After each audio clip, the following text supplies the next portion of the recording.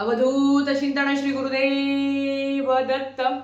श्री स्वामी समर्थ. तुम्हा सर्वांचं आपल्या चॅनलमध्ये खूप खूप मनापासून स्वागत. लवकरच चातुर्मासाला सुरुवात होणार आहे. चातुर्मास अतिशय पवित्र हे 4 महिने असतात. याचंच अवचित्त साधून आपण मंत्र साधना सेवा करत असतो. चातुर्मासाच्या 15 दिवसांनंतर श्रावण लागतो, नंतर गणपती बाप्पा येतात, पितृपक्ष आहे, नवरात्र आहे, दिवाळी आहे.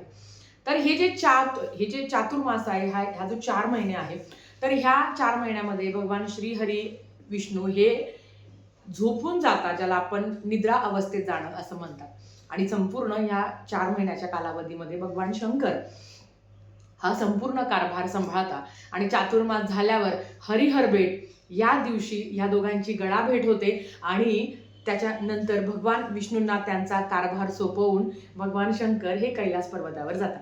अशी सुंदर आख्यायिका आहे. आजच्याच व्हिडिओमध्ये या चातुर्मासाचा अवचित्त साधून आपण आपल्या घरात गोपद्म व्रत करायचे आहे. मी तर म्हणते सगळ्या व्रतांमध्ये सगळ्यात सोपं कुठलं व्रत असेल तर ते गोपद्म व्रत आहे. आता हे व्रत का करावं, कसं करावं, त्या संदर्भातली माहिती आपण बघूया. सगळ्यात आधी तर गोपद्म व्रत कोणीही करू शकतो. आपल्याला आपल्या घरात, स्वतःचं भाड्याच्या घरात आपल्याला हे व्रत करायचे आहे. या व्रताचे काही नियम नाही. तुमच्या घरात मांसाहार, आता खरं तर श्रावण महिन्यात 99.99% लोक मांसाहार करत नाही. नंतर गणपती बाप्पा येतात, त्याच्यानंतर पितृपक्षात काही लोक खातात, काही लोक खात नाही. नंतर येतं घटस्थापना, नंतर दिवाळी असते आणि त्याच्यानंतर मग चातुर्मासाची सांगता होते. तर या 4 महिन्याचा अवचित्त साधून आपल्याला आपल्या घरात गोपद्म व्रत करायचं आहे. आता चातुर्मास हा 25 जुलैला लागणार आहे. मग तुमचे प्रश्न येईल की ताई 25 जुलैला सुरुवात करायची का नाही? आता समजा मासिक धर्म कोणाला असेल किंवा विटाळ असेल, सुतक असेल, तर त्यांनी जेव्हा हे सगळं संपतं आपलं मासिक धर्म, विटाळ, सुतक, त्याच्यानंतर तुम्ही सेवेला सुरुवात करू शकता. सगळ्यात महत्त्वाचं, अगदी तुम्ही हा व्हिडिओ 28 तारखेला किंवा तुम्ही ऑगस्टमध्ये जरी पाहिला तरीही तुम्ही गोपद्म व्रत करू शकता. थोडक्यात काय, या चातुर्मासामध्ये कधीही तुम्ही व्रताला सुरुवात करू शकता. गोपद्म व्रत, गायीचे 33 पावलांचं हे व्रत आहे. गायीची सेवा करणं हे खूप मोठं भाग्याचं आहे. आपल्याकडनं गोसेवा होत नाही. कधीतरी आपण जातो आणि गायीला चारा वगैरे खाऊ घालतो. रोज आपल्याकडनं गोसेवा होते का? नाही. म्हणून त्याचंच अवचित्त साधून आपण काय करतो की आपल्या घरात छानपैकी गाय वासराची मूर्ती असते, त्याची आपण पूजा करत असतो. गोपाल, आपल्याला माहिती आहे की भगवान श्रीकृष्णांना सुद्धा गोपाल म्हणायचे. गोसेवा ही सगळ्यात सुंदर आणि सगळ्यात प्रभावी सेवा आहे. आता आपण जेव्हा गोपद्म व्रत करत असतो तर गायीचे पावलं सांगतो, छापा तुम्हाला इथे दिसतोय. कुठल्याही धार्मिक दुकानात तुम्हाला हा छापा मिळून जाईल. तर हा छापा तुम्हाला घ्यायचा आहे आणि काहीच नाही. आता मोठा छापा असेल तर घराच्या बाहेर रांगोळी काढायची आहे किंवा छोटा असेल तर तुम्ही घरात काढू शकता. दोन्ही ठिकाणी काढलं तरी चालतं किंवा दोघांपैकी एका ठिकाणी काढलं तरी चालतं. सकाळीच रांगोळी, आपल्या हिंदू धर्मामध्ये रांगोळी ही महत्वाची आहे. तर तुम्ही देवासमोरही काढू शकता किंवा तुम्ही शक्य असेल तुम्हाला तर तुम्ही बाहेरही काढू शकता. गोपद्म व्रत काहीच नाही, रोज गायीची रांगोळी काढायची, जी तुम्हाला इथे स्क्रीनवर दिसतीये ती रांगोळी काढायची आणि छानपैकी हळद कुंकू अक्षता अर्पण करायची. आपल्याला माहिती आहे की रांगोळी कधी पांढरी नसावी. गोपद्म व्रत कोणीही रांगोळी काढू शकतं, कोणीही हे व्रत करू शकतो. आता गोपद्म व्रत जेव्हा तुम्ही करतात तेव्हा फक्त रांगोळी काढायची असते आणि एक नैवेद्य असतो. तुम्ही रोज देवासमोर आपण खडी साखर ठेवतोच, त्याला तुळशीचं पत्र अर्पण करून खडी साखरेचा नैवेद्य दाखवायचा. दुसऱ्या दिवशी किंवा त्याच दिवशी थोड्या वेळाने ती खडी साखर तुम्ही खायची.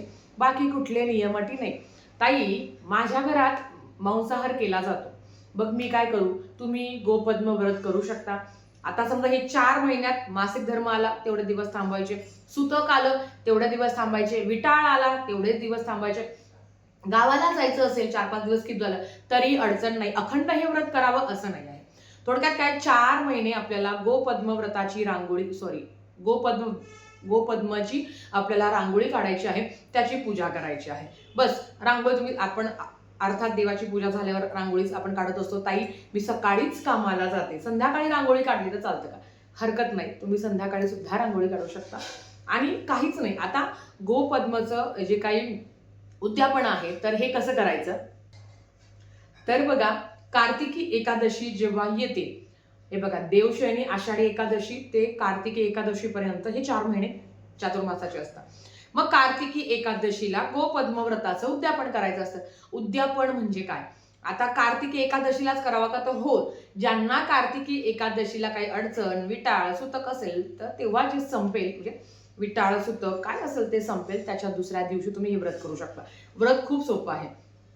व्रताचं आपल्याला काय करायचं आहे तर एखादी स्त्रीला आपण बोलवायचं आहे, तिला तुम्ही दूध प्यायला देऊ शकता किंवा एखादी सवाष्णी तुम्ही जेवू घालू शकता आणि काहीच नाही, तिची तुम्हाला ओटी भरायची. आता ओटी कशी भरायची सगळ्यांना माहिती आहे तर एकदा सांगते.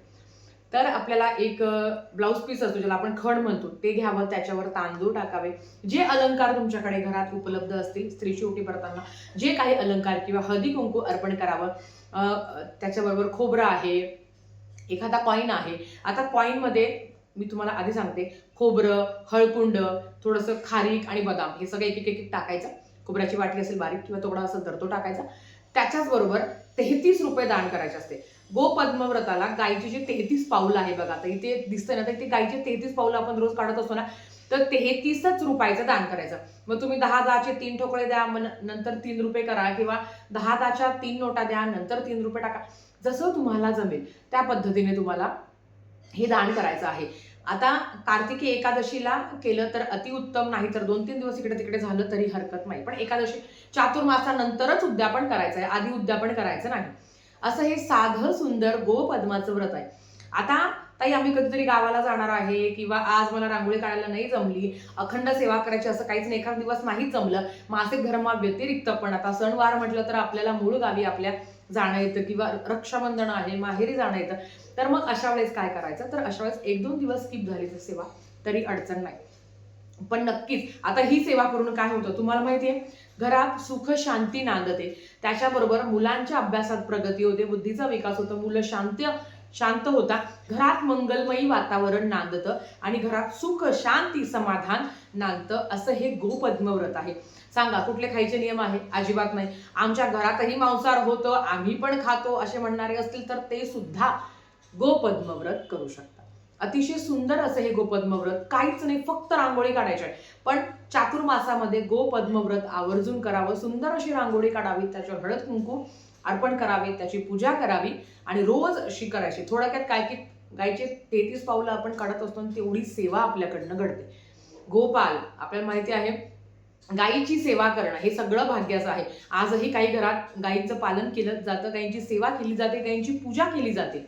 गायींची पूजा केल्यावर आपल्याला 33 कोटी देवांची पूजा केल्याचं फळ मिळतं. मग जर तुम्ही या संपूर्ण चातुर्मासामध्ये जर गोपद्म व्रत केलं तर नक्कीच तुमच्या पण मनोकामना पूर्ण होतील आणि मेन म्हणजे तुम्हाला खूप समाधान आणि शांती मिळेल, जी लाख मोलाची आहे.